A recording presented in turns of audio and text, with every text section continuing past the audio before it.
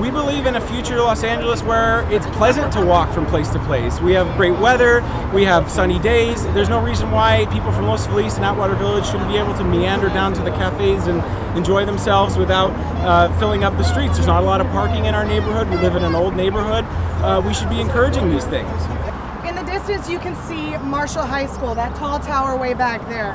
One of the biggest concerns we have with the new plans for the bridge is providing safe routes for our students to get to and from not only Marshall High School in the distance, but the other local schools within the area.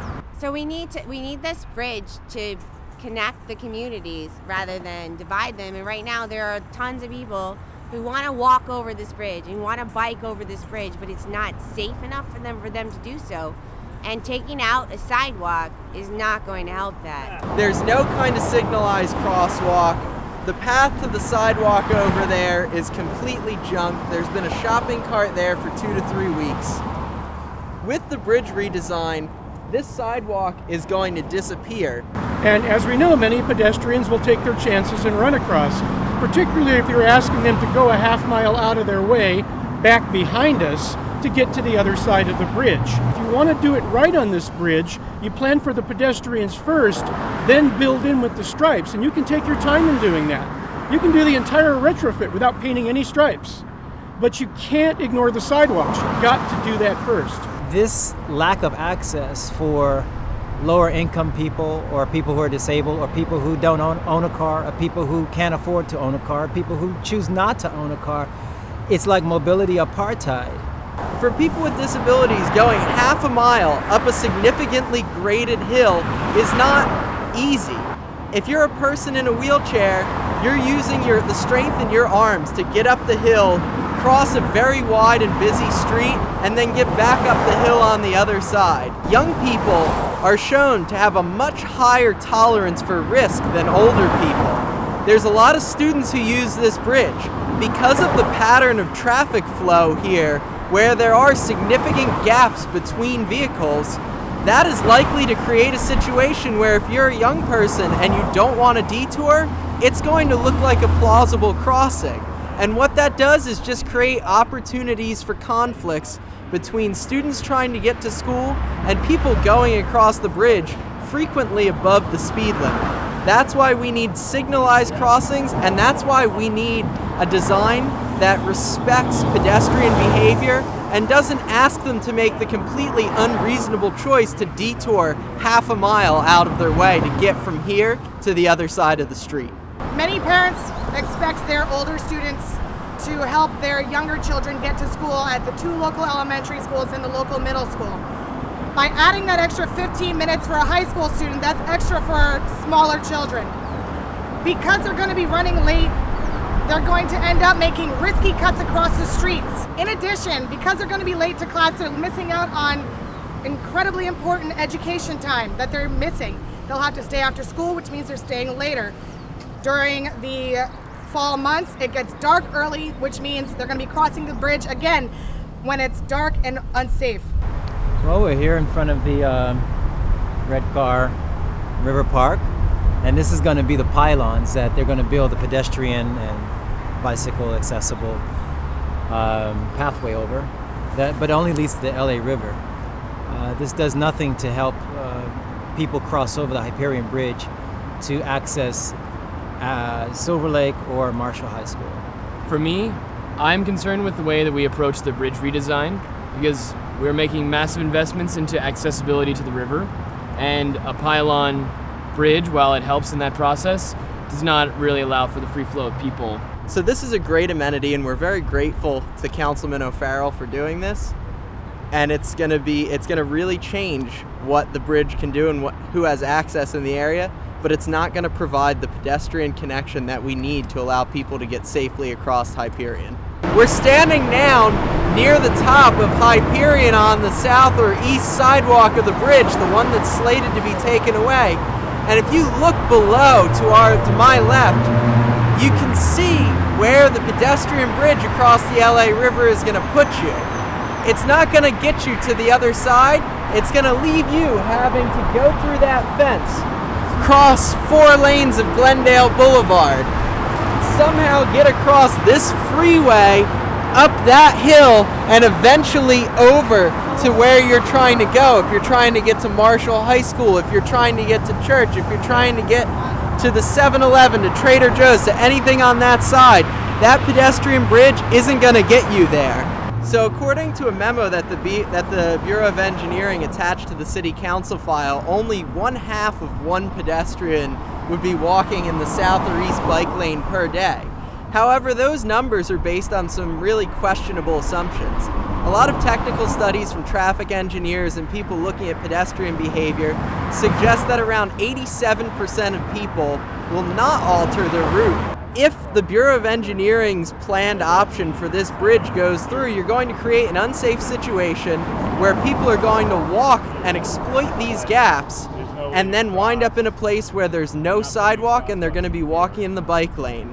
And it's all because the city is unwilling to respond to the numbers in its own traffic study that show that there will not be a significant delay from reducing to a 3-lane configuration.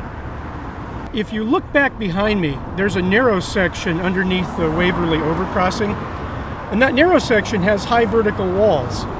The city is planning to put a 4.5-foot wide bike lane, apparently raised, between a vertical wall, and for safety reasons, if I did it over there, I might fall into traffic, so I'm going to show you here where it's a safer locale.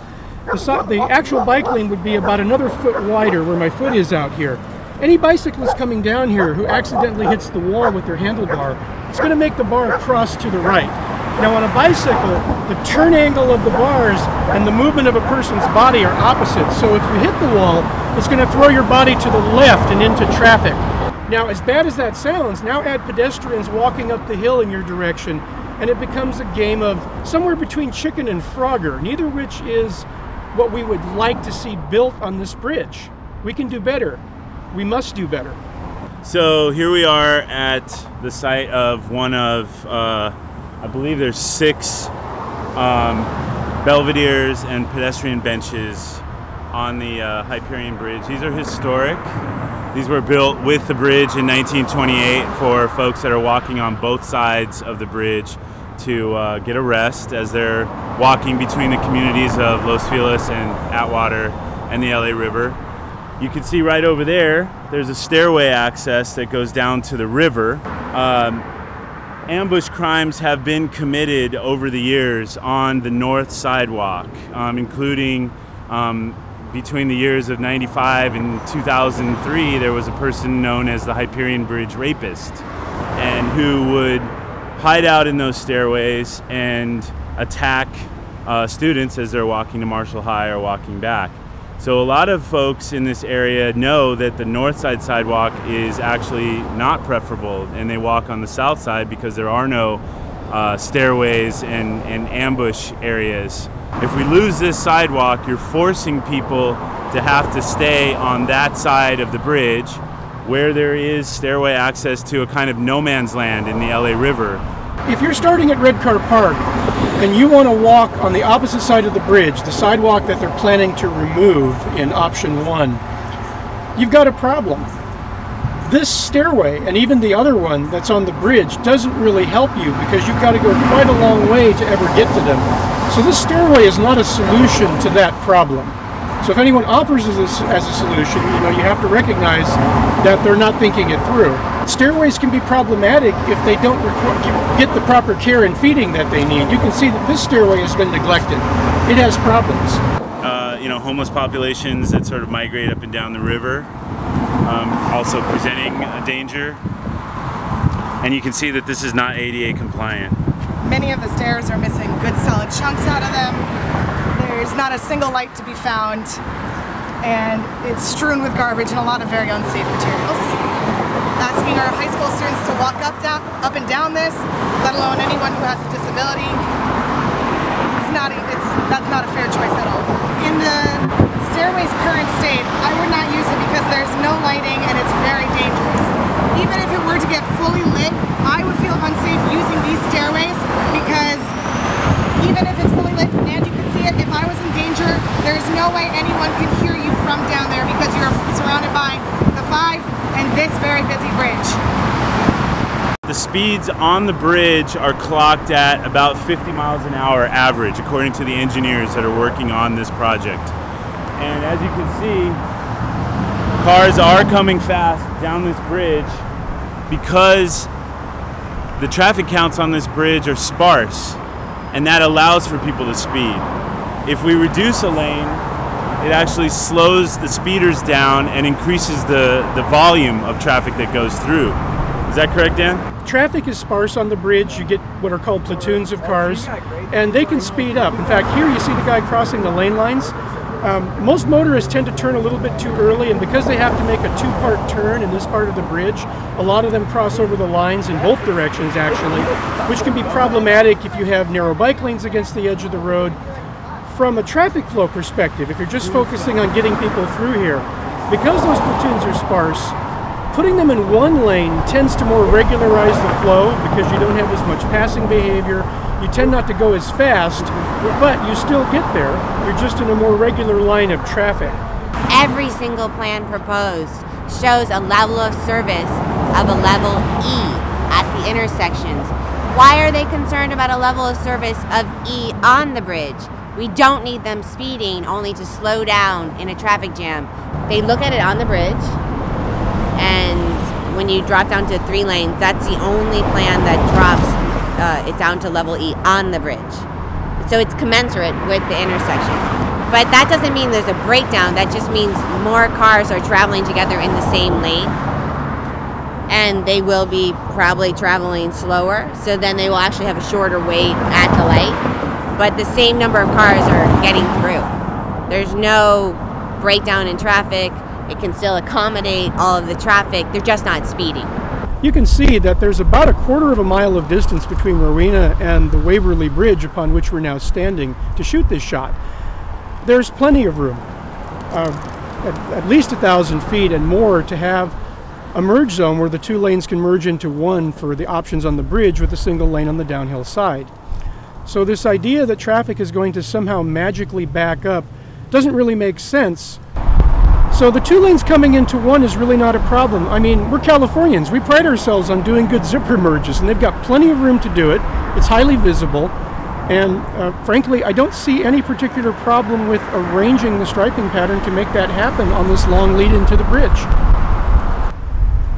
Our redesign and treatment of this bridge will reveal how, who are the valued people within our community, and how easily they will be able to access school and church and groceries will determine really their quality of life. And I think that one of the major concerns I personally have is the weight that a car traveler has in the eyes of the city versus a pedestrian walking to school or church. For a delay that's maybe a minute, for a car that's unpalatable to the city, where it's acceptable to add another 7, 10, maybe longer minutes to a student's commute. My question is, where is the mayor when we're really talking about true accessibility?